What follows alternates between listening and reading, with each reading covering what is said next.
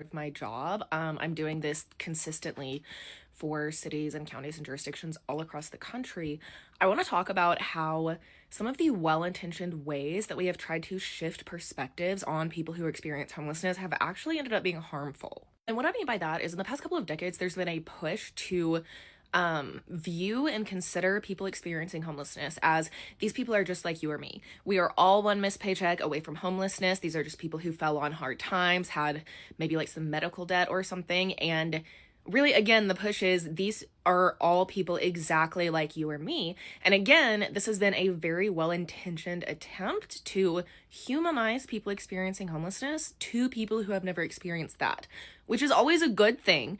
We need to remember that, again, these are people in the same way that we are people, but a lot of people experiencing homelessness are not just like people who have never experienced homelessness. And not acknowledging that is, I think, doing a deep disservice and preventing us from getting the resources we need to help people. Among people experiencing homelessness, roughly 2/3 have a mental illness. Now, that doesn't necessarily mean anything. I have a mental illness and I have never experienced homelessness.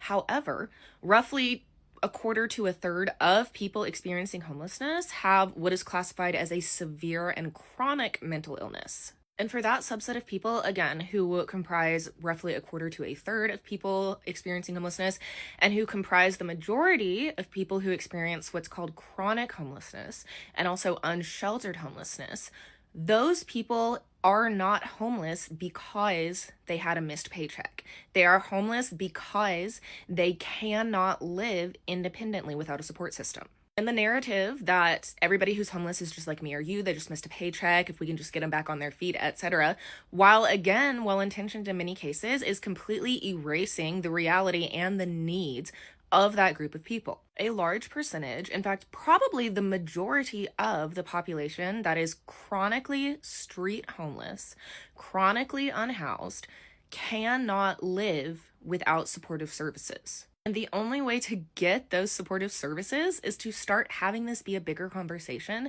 and start reframing the narrative of not they're just like you or me, but people who aren't just like you or me are still just as much people and still deserving of the exact same fundamental basic human rights as people who are just like you or me. Everybody deserves to be able to live a life of basic dignity, which includes having your basic needs met. And those include things like shelter, food, clothing, safety. And if you cannot meet those needs on your own, that doesn't mean they stop becoming needs.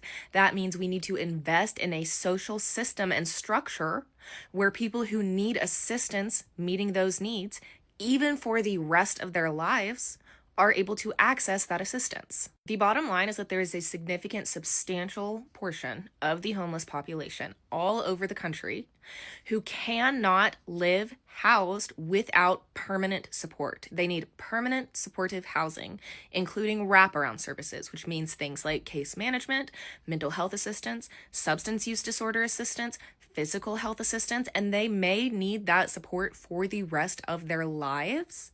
And that's okay because they're people too. TLDR, we have really got to reframe the concept of that person is just as human as me. We need to redirect that from that means they're just like me to even people who are very different than me deserve the same rights that I have. And until we can kind of get that shift in the thinking and that shift in the conversation, we are not going to see meaningful